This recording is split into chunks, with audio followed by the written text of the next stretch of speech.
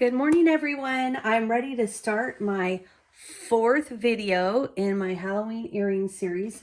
For those of you that haven't seen any of my other Halloween videos, I just wrapped up showing how to make these faux leather pumpkin. You can make these in cork. I showed lots of different designs that I used in materials to make these. I also had my really cute skull earrings. Again, I showed these in faux leather and many designs of cork as well. And then I love my ghosts. I think my ghosts are super cute. This is a double layer, so you can pick, what you want on the back and what you want on the front. I did a faux leather, and in the video I also showed some glitter faux leather that I used as well. And then in today's video, we are going to be making these bat earrings. I love these. These are really simple. I love that they're really slender. I like big earrings. Sometimes, though, it is nice to have some thinner style, like bar earrings, or in this case, for Halloween, these really cute faux leather bat earrings. Now, the ones I'm showing you here were actually made with a double-sided faux leather. You've heard me, if you see my other videos, I've been obsessed with this lately. And I have used it on just about everything. There's lots of fun colors. It's super easy to cut, and then it's perfect. Like the cuts, it's not two pieces glued together that don't match up, but it's just like perfectly matched because it's double-sided before you cut it. I'll link to everything below that I talk about today or share, so it's easy for you to find that. I'll put that in the description, and I'll also pin a comment. So if you go to the comments, it'll be at the very top. Okay, so even though I did those in faux leather in the video today, I want to use this Hobby Lobby black faux leather wide ribbon. It's made by the Ribbon Boutique. This is a fine, what people often reference, even though I don't think it says it anywhere on here. They reference it as like a fine glitter sheet because it's very smooth. There's also a lot of glitter sheets that people reference as chunky glitter sheets. And these have, they may even have small sequins in them, but there's bigger kind of chunkier pieces. And this is a very thin, and even the chunky glitter's pretty thin in nature. It's just the glitter on top is thicker and chunkier and not quite as thin as this. Now, when I do my bats in this today, I also want to show you the backing for this. If I were to leave the single layer, these bats would curl. Like, you see how nice they're flat here. They've got some substance and some heaviness to them. If I were to use something this thin, they would simply curl. And so what I'm going to try to do today is I'm going to use heat and bond adhesive to be able to fold two pieces, back to back, so that I can make them a little thicker, and we're going to see if they hold up. I use this for front layers sometimes, but I haven't used this for a back layer, like the kind of the sturdy piece, or in this case, it's the only piece. So this is kind of an experiment for me too, but I feel pretty good about it, or I wouldn't try it. I am going to be using heat and bond today. This is what I'm going to use to create that double-sided fine glitter faux leather. It will just iron on with my Cricut Easy Press. If I can get that over in the frame. Got that heating up right now to 285. That's what we use. 240 to 285 is kind of where I'm at. I might turn that down just a little bit. It doesn't take much heat to get the heat and bond activated to get onto your material. I'm also going to be using the green mat because I'm using a fine cut blade. And so a fine cut blade typically matches up well with the green mat. Got my Cricut Easy Press pad. If you're using an iron, which you definitely can, if you do not have an Easy Press, you can still do this project. You'll just have an iron on low heat, and you'll use towels or something like that to put it on as you're ironing. I am going to use a hole punch to put my punches into my earrings. I've got two. This is a bigger, this is a littler. For this project, I probably will use this littler one. This is 2 millimeters and lower. I had a hard time finding a small hole punch. When I first started, everything was kind of this bigger one. So I'll link to these below too. But this is like my go-to every day, is that small leather punch. leather hole punch. I am going to be using the ball wire hooks. I love these. I use both ball wire hooks in my projects, but I also use jump rings and kind of that fish hook style earring. But today for these earrings, I'm using these. They're super easy because you just take this in and you stick it through the hole, and then you pull the earring up and down and it hangs. And so it's like the easiest hook ever, and I like the look of it too. So I'll link to some of those in my message below. And then I'm also using contact paper. If you watch my video, I use I call it contact paper, transfer paper for every project I do. And I do that because it keeps my mat very sticky. I've made hundreds and hundreds of earrings on this mat. If you've made earrings without doing anything, or I should say when I've made earrings without doing anything, I have found after I run maybe 5 pieces of material through the machine on my mat, I'm losing stickiness to where if I'm cutting something out, something from the inside, I get a bad cut, it doesn't stick. So I started using transfer tape because it just keeps it clean, and all that debris from the material goes on the transfer tape, and then I pull it off, and then I have a pretty clean mat. Now this is one I've been using lately. It's a bulk roll, which I love. It's I'm getting so much more for my money. I usually use Cricut Standard Grip and Cricut Strong Grip, and I still use those. But for basic earrings like this, which is most of what I do, I'm now using this stuff, and I'm so far having really good luck with it. Let's see, is there anything that I didn't share that we're using? We're cutting on the Cricut Maker today, but everything we're doing today you can do on a Cricut Explore Air as well. In fact, when we look at the leather options, there will be some options that you would see on my screen that you don't have if you're using a Cricut Explore Air. But we're not using any of those today. I'm not cutting any crazy thick kinds of leather. And so you can do all the same stuff. So I think I reviewed all of my supplies. So let's go ahead and jump right in and start getting this project ready. Okay, so I have my blank canvas in Cricut Design Space. And the first thing that I need to do is I need to insert my bat image. I did link the SVG to the bat that I used below, and you can upload it here before you start the project. Mine is already uploaded, so I'm just going to come up here to Images and select this bat. Now I actually have 2 bats because I bought 2 different bundles. I bought a Halloween bundle, which I thought was really cute, and it had a bat in it. And then when I came and bought this jack-o'-lantern because I thought he looked more friendly, it came with this bat, and I like this bat better than most I've seen because his ears look a little more friendly. I know that seems kind of silly, but it's not quite as pointy, and I don't know. I get obsessed by details, I guess. But this is the bat that we're using today. It's in the same file as the jack-o'-lantern. If you did that project or you bought that SVG for that project, you would have this already. So I select this bat and I insert the image onto my mat.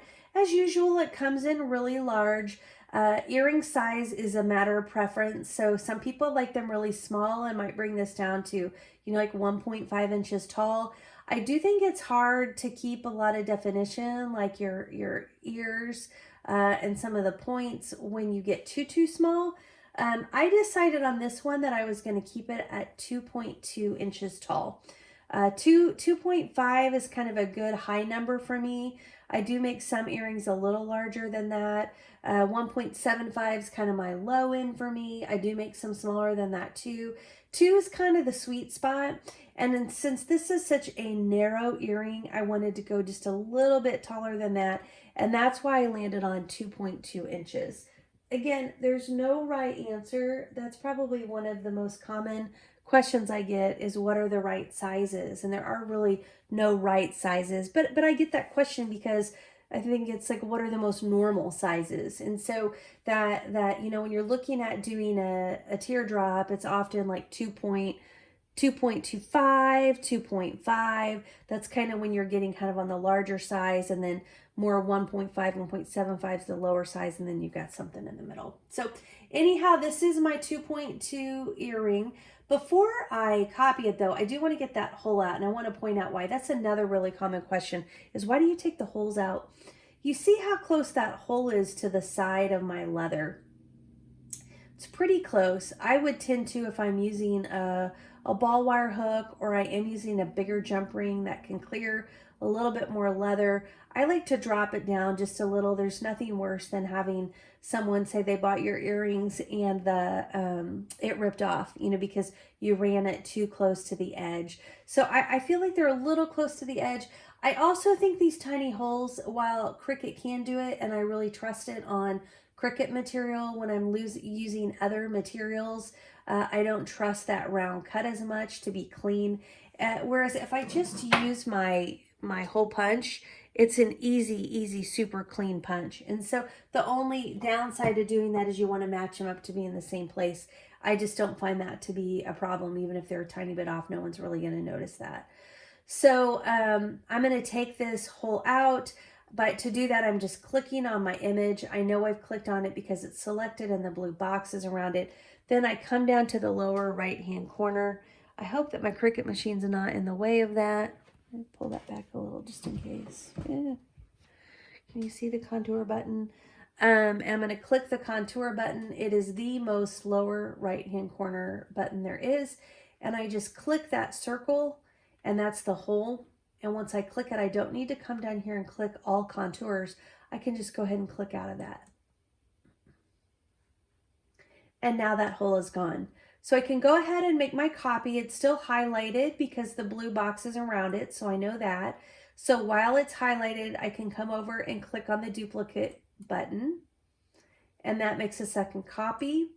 If you've seen my videos, you know I don't like when I have two earrings like this. I don't like them to face the same way. I like to do a flip. So I come up right kind of on the top menu in the middle, there's a flip option. And if you click on that drop down menu, you can flip something horizontal. So you can see what this is. Go ahead and look at the bats, and I'll push it and you'll see what happens to my bat. See how it flipped that through?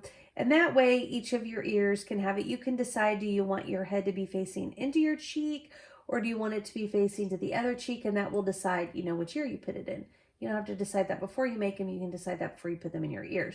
But what it does is it makes them kind of symmetrical or mirrored. I guess you could say it's kind of mirrored when you're wearing them. And that's it. This was a really easy file to get ready. There's no double layers. Now, if you're going to take the approach where you cut your faux leather and then you glue it together, you would need to make another copy. You would need to highlight this whole box by left clicking and holding on that left click and moving your mouse to select these items. And then you would have to duplicate them. And by duplicating them, what it would let you do is glue them with, I've got a couple glues you'll see linked in my comments below, because I also sometimes do glue, and you glue them together. And it works fine. I glued things together forever, and it works fine. Now, though, I tend to try to do the heat and bond because I love what a clean cut. I kind of think I showed you.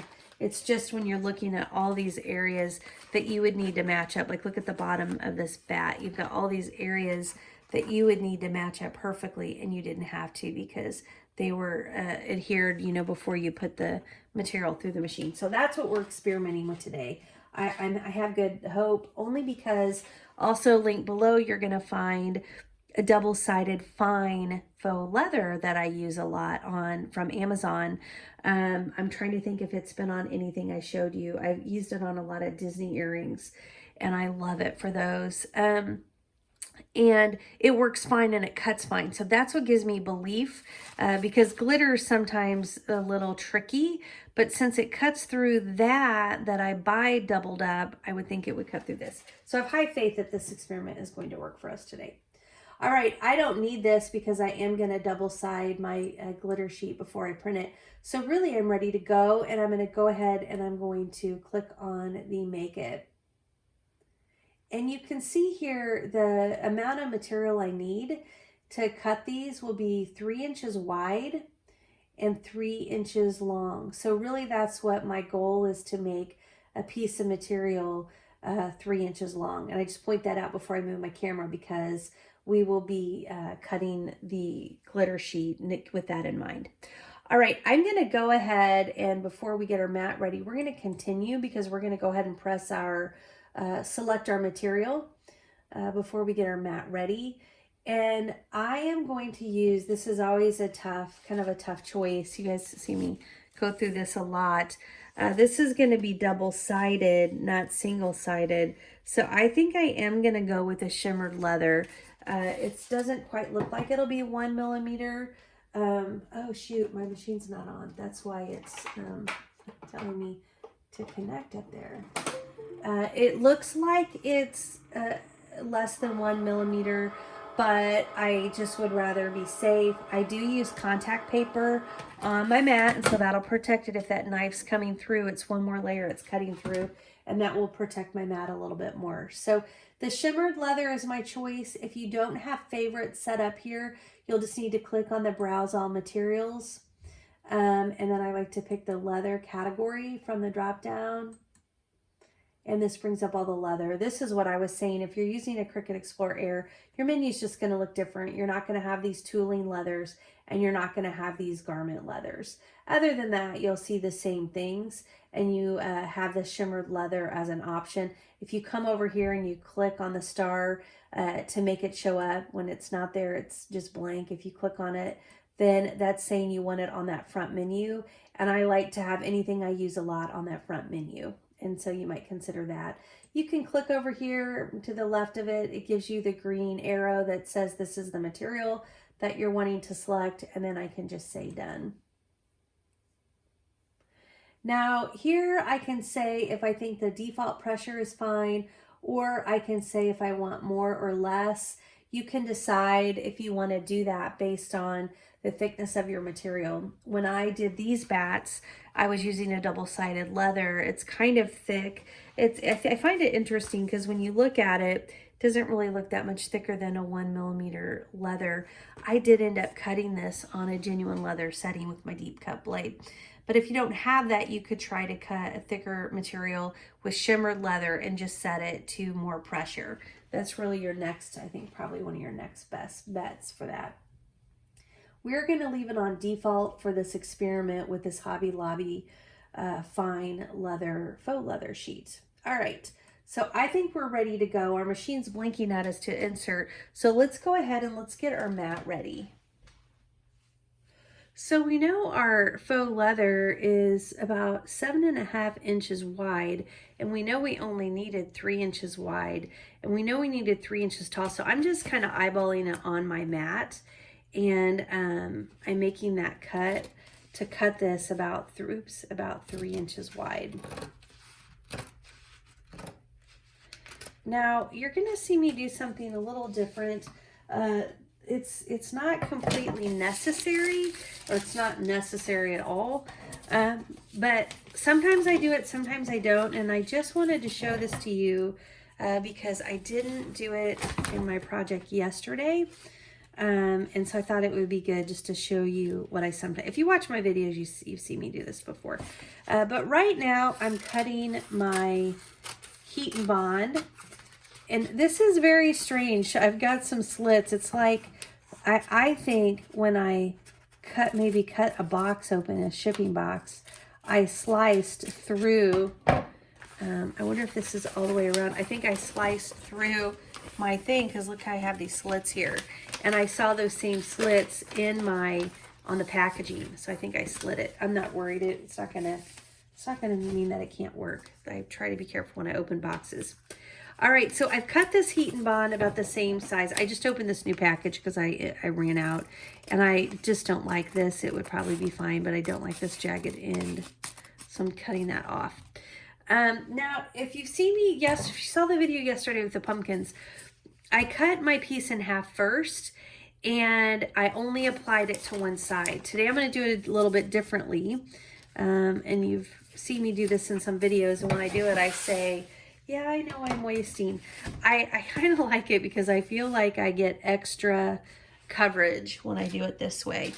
I'm gonna put it on the entire piece. And remember, I'm cutting it in half, so what that means is it's kind of like double adhesive, versus if I only put it on one piece, there wasn't any on this half, and then I put them together. This one I'm going to do both, and I've done this quite a bit, and I can't say I have a hypothesis of, well, I have a hypothesis, I think it's better. That would be my hypothesis, but it's not necessary. So, but I definitely want my earrings to hold. You don't want your two layers to like wear and then all of a sudden they like pop apart or something. And so I just like the idea of putting them together. I use parchment paper a lot on my material before I put the Cricut Easy Press. Sorry, I'm seeing something on the line up better. The Cricut Easy Press on mine. I never put it directly on my faux leather. And so I'm going to go ahead, and I can tell you're going to hear the beep in a second because it's not up to 280. My Cricut Easy Press is cool, and it takes a few seconds, a minute or whatever to get up to about 280. That's what I have it running on right now. It does not take long at all to get that heat and bond set. It just does not take long at all. And so I try not to leave it on too long because I don't want to damage the faux leather either if you put too much heat for too long. So I put the heat and bond on here. One thing that I didn't point out, this is good, I'll be able to show you a couple things not to do. And you've heard me say them in my other videos, and then sometimes I still don't do them.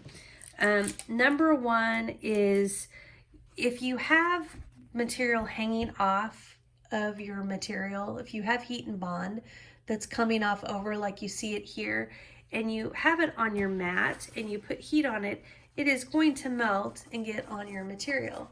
And then next time you put something on your material and you have heat, it will melt and then it gets on your material. So it's a good idea to trim that down before you put it on your mat. I'm going to let it cool and just kind of scrape it off.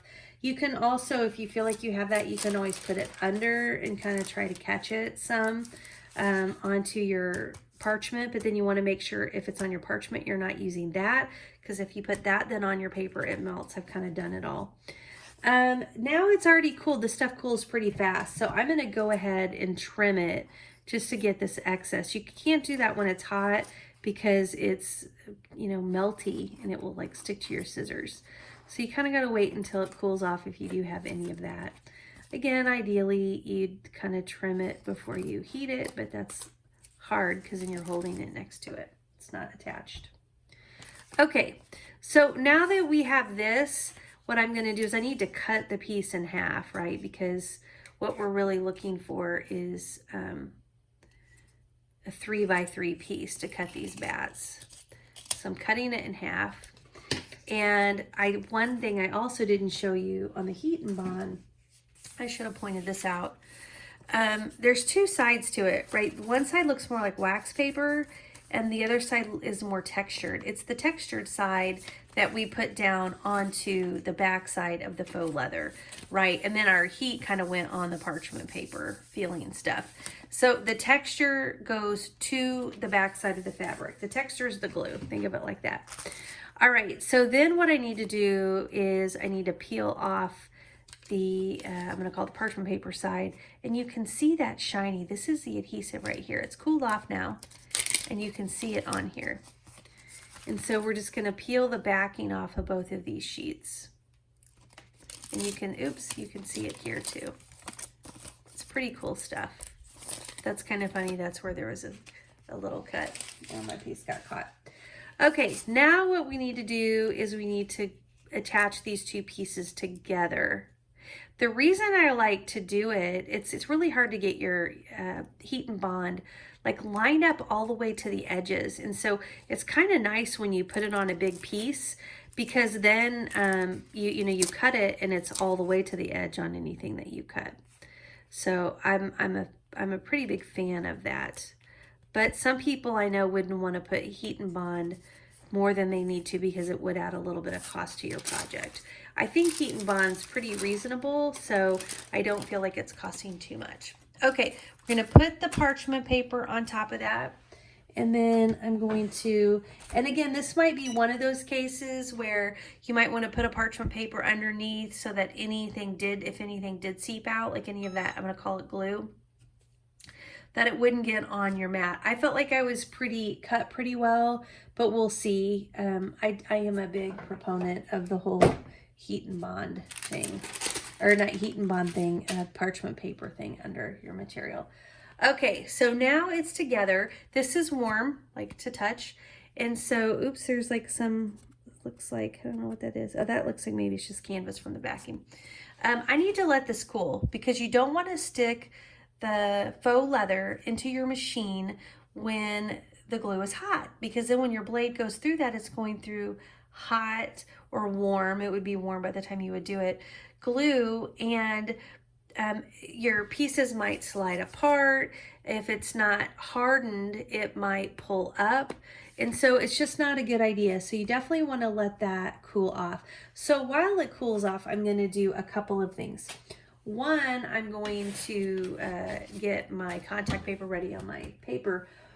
But two, I'm going to experiment with something else, because in my video yesterday, I talked about how I love this Buffalo Check Hobby Lobby faux leather. I think it's really good. I cut things out. I've done like a lot of snowman earrings and tree earrings with these where it's a front layer. But what I was saying yesterday is I have a hard time cutting through 2 layers of this, and I've tried and experimented with a lot of different things. And so one of my viewers had a recommendation, and I love that. And she recommended maybe like a wool bonded setting. And so I've attached 2 pieces back to back, and I've got another piece because I'm going to try a little something different. And I'm going to see if that works, because this is super cheap material. And so if you can find a way to make these things work, it's really good. You don't really find that much difference between these and materials you pay more money for. It's just that it's made in mass bulk and made available to people, so it's a lot cheaper. And so the thing I thought was interesting is she said wool bonded, and I have never used wool bonded. I have done denim bonded. That's what I use for chunky faux leather. I've just never thought of trying that wool bonded setting before when I've been trying to troubleshoot, how to do double layer of this material. So I'm excited to give that a try. Okay, so when I've tried to cut this before, I never got very far. I don't think I've ever really gotten past one earring. I feel like I cut and then it gets jammed up. And so I think I'll have a pretty good idea of if it's going to work early on. Like the fact that right now it is cutting and I haven't gotten the red. It's nothing worse than the red button up here. I have a good feeling about this. This is crazy. I'm not sure if it cut all the way through just because it is thicker. So I'm going to double check that. Doesn't look like it did. So I am going to go ahead and push that again. Just as a reminder, you just need to send things through a second time before you push the eject button. It's really important. I wouldn't be surprised in this kind of material if I can it may not look like it cut all the way through, but I would think maybe I'd be able to push it, and maybe snip it just a little bit. But I have to tell you already, this is not the experience I've had when I put these together. The other thing I wondered as I was thinking about it yesterday, I should have just tried, but I was worried that it wasn't going to work and I was running out of time. I'm pushing it through. I didn't even check it. I'm just pushing it through a third time. The other thing I wondered is if I, in the past, maybe haven't let it cool enough. Now, I just put these 2 pieces together before I started the bat project, so I did give them time. I'm very impatient, and so I wondered if maybe in the past I have tried to cut it while the glue was still hot. So I grabbed this piece that I had from a previous project. It's kind of just a scrap, and I thought maybe I would try it even using the normal settings that I would have tried before. That didn't work. Let's see how I'm doing here.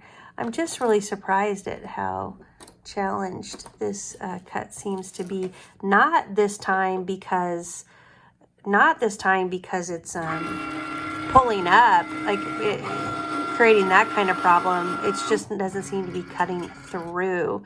I don't know. I didn't look to see kind of what the measurements are on this setting to see kind of what kind of pressure. I did put it on a more pressure. I didn't show you my computer. I did put it on felt wool bonded, more pressure. And so I think it's really interesting. I think what I'm going to do after this one is I will run through this other scrap that I have, and I'll probably run it back through in genuine leather. That's what I do a lot of times on these double-sided that are about this thick. Now, that I've tried that before and that hasn't worked, but I'm going to try it just because this glue has sat overnight, and part of me wonders how much of my problem could have been because my glue wasn't cooled off. Okay, so I don't even see a mark on the other side. This side cut really well. I think what I'm going to do is throw my camera into my tripod because it looks like this is an easy snip, and I think it'll still look really good.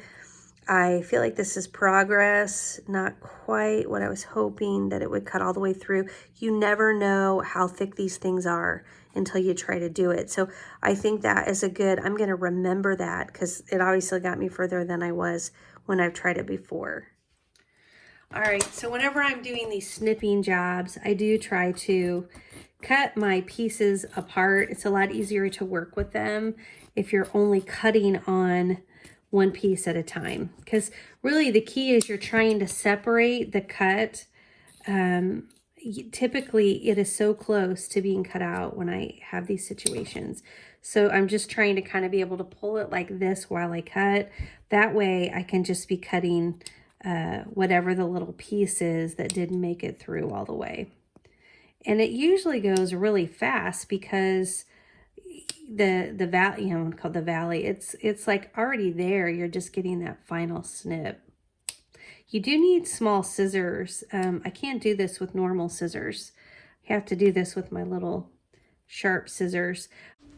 So even though it was a little bit of a pain, it didn't take me that long to snip all the way around both of the earrings. And then once I would get all the way around one of the earrings, I would just flip it over to the back side and just kind of trim up if there were little areas where when you did those snips, it made it a little jaggedy. But honestly, it just took me a few minutes.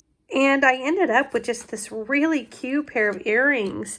I don't need a double layer at all on this. These buffalo check pumpkins are absolutely darling. So I'm so glad that my viewer made that comment about trying the bonded, the felt wool bonded option of the material, because kind of inspired me. I'd never used it and I wanted to go back and do it. And even though it didn't cut all the way through, you can't tell, like the cut is so pretty on the front side. And then even if you were to look on the back where I snipped it, it looks really nice back there too.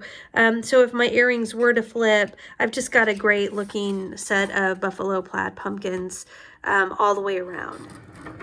Okay, so I am trying one other experiment. I put this setting on the metallic leather. I do know that I've got my green mat. I stay pretty true to keeping the purple mat for anytime I use real genuine leathers. But in this case, I do have contact paper down, so I feel like I had a really good stick. And I wanted just to try this option. I'm kind of surprised that I haven't tried this. I don't think I've tried this one. The metallic leather is great because it does require a little bit more of a cut to get through that metallic leather. And that's why after doing this last felt wool bonded, that's why I feel like actually I'm losing my stickiness on my stuff. It is not strong grip. Another thing I usually stay very true to. Okay, let's just check it out and see. And the whole idea is to experiment. It'll either work or it won't. Let's see how it did. Oh, wow, it's better. Oh, wow, yes, it worked. I only cut one because that piece wasn't big enough. Okay, so we do have an answer. I am so excited. the metallic leather. And note, I did put in my genuine leather blade, or I call it a genuine leather, my deep cut blade. I did put that in, and it cut absolutely beautifully. So it's still a little unknown here because maybe that would have worked before. The problem is it just, nothing was cutting through enough. And I'm looking at my setting, and I didn't even do more pressure on the metallic leather. I just did the default. So if you're wanting to use the Hobby Lobby and you're wanting to do back to back and you've had any problems like I have with getting it to cut through, it appears to be that you can use the heat and bond to go back to back. Make sure it's very cool. I'm not sure if that was my problem or not.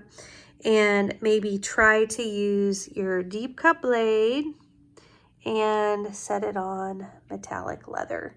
So that is fun. That was a little experiment I wanted to do while my glitter was cooling off. So now let's go ahead and get our mat ready to cut these bats. Okay, so I did cut a small piece of transfer tape, and I've already put that onto my mat with the sticky side up. So my sticky is here, and I've got my fine glitter sheet. It feels like it's very cool, and I'm just going to put it onto my mat, and I'm going to use my Cricut brayer to really make sure that's sticking. Now, when you use glitter, whether it's fine glitter or regular glitter, you definitely want the contact paper, but more than anything, I will tell you, it's to protect your mat. Because I don't care how sticky the contact paper is, it will not hold down your glitter sheet. You're actually going to need to tape it down. Now, if you watch a lot of my videos, you know I don't tape a lot. I know a lot of people tape every piece they do. I don't tape a lot, and I feel like the approach I use is this contact paper or transfer tape, and that's because it keeps my mat clean, but also it keeps me with a really good stick. But when you come across a material like this with the glitter, it just simply isn't going to stick. And so you've got to tape it down. And I like to use painter's tape. That's my tape of choice. I will tell you, I don't always have painter's tape, and so I've used masking tape, I've used Scotch tape.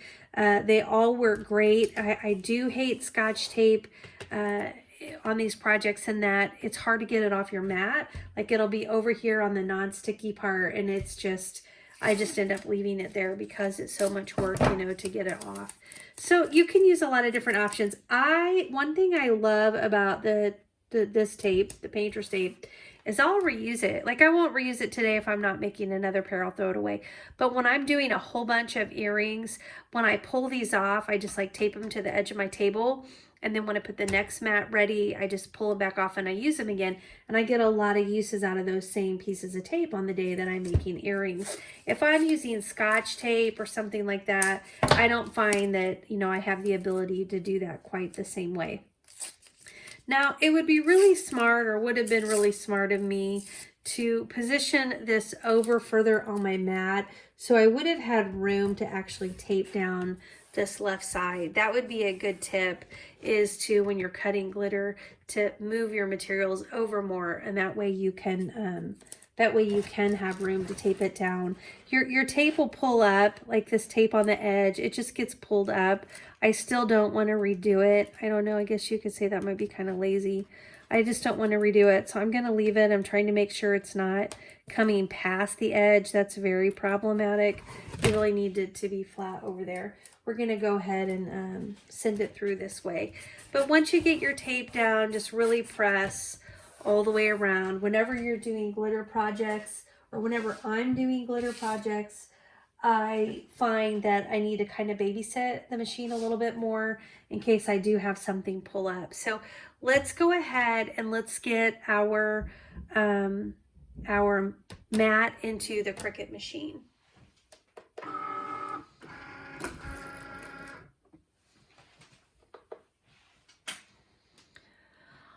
All right, so for those of you that have been tuned in to my channel, maybe already viewing videos or subscribing, thanks for coming back. On the fourth video, my next one are some really cute teardrop earrings with the boo, iron-on boo lettering. Just super fun, lots of fun Halloween colors. You could really do it in any color of faux leather and any color of heat transfer vinyl that you wanted to. So that's what's next up on my docket. And then what I'm really hoping to do are some really cute spider web earrings. I'm wanting to also do some kind of circle earrings. Circles are just so popular right now, and so I like to find a fun little shape to put into a small, like 1.5 inch circle, and use a little bit different hook on those too. So that's just kind of what's on my lineup for what's ahead. For those of you that are new, I'm so glad that you found me. If you think you'd like to see more videos, please take just a second to tap that subscribe button. And if you hit that bell button, you'll be notified anytime there are new videos that post. All right, so I'm trying to peek through here. I don't feel like we got a really good cut all the way through when I'm just kind of taking a look at it.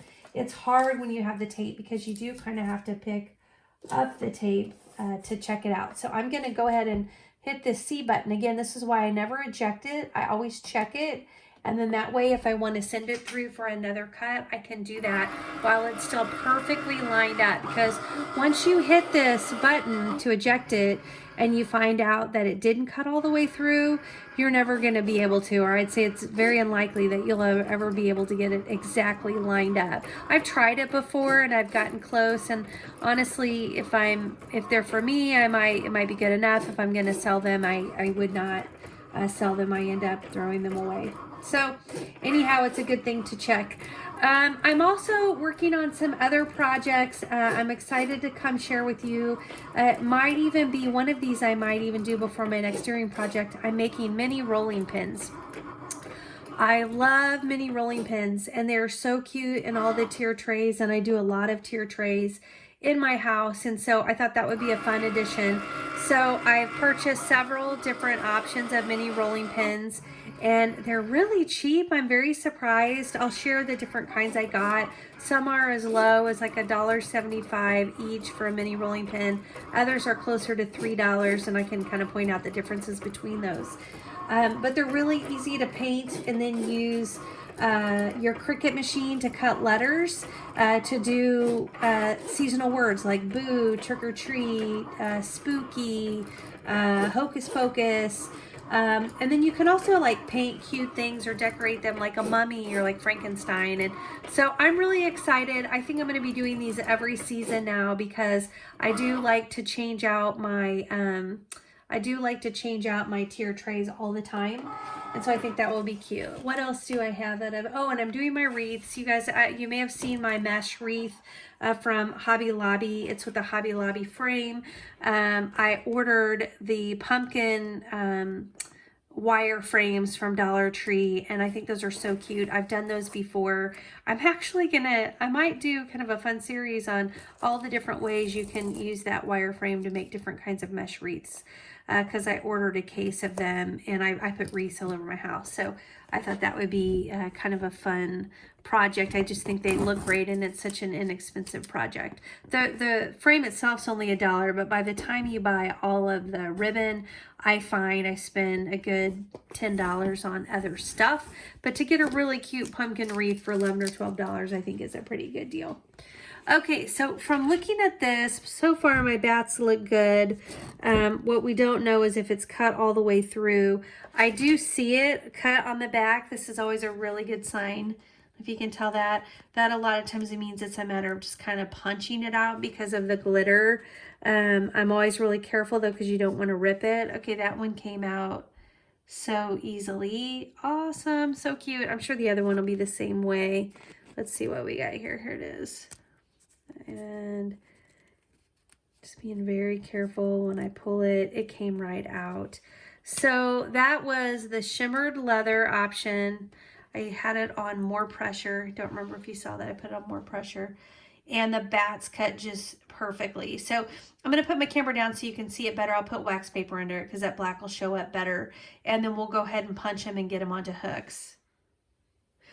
Okay, so the bats turned out really cute. Before you punch them, you'll want to look, and I always like to examine both sides just to see if there were any flaws or any problems, because you don't notice anything on the back, but you want your front to be pretty clean. I didn't find any, but I also just found a few fuzzies that I trimmed off. Once you have done that, then you can really figure out where you're going to hang your, where you're going to put your hole. And so I did decide, since I'm going through two pieces, that I do want to put my hole with the big punch. I decided I probably would be better off with the bigger circle. And so I just want to make sure I'm putting that hole kind of in approximately the same place between those two earrings. And so that's why I'm holding this one up at the same time. Again, these are things that people wouldn't really notice. So you just want to try to get them as close as possible. And when those are in two different earrings, you know, that wouldn't even be something you'd be able to see if it's like a teeny tiny bit off. Now, when you're working with the double-sided, sometimes it doesn't slide down quite as easily. I always think that's a good thing. I like that to be a really tight hole because you don't want it to fall off of your earring. So let's see. There we go.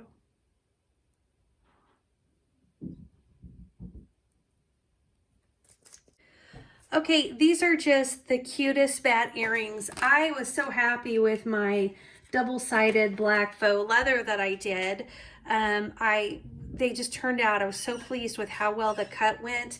And I knew that the glitter would be cute, but I think this is just darling. And if these bats do move a little, I love that the back side also has this really cute glitter faux leather on it as well. So hopefully you found something helpful in the video today. If so, please tap that thumbs up and give me a like, and please stay tuned as I continue down my Halloween earring series and as I get into all of my fall decor DIY crafts. Thanks everybody. Bye-bye.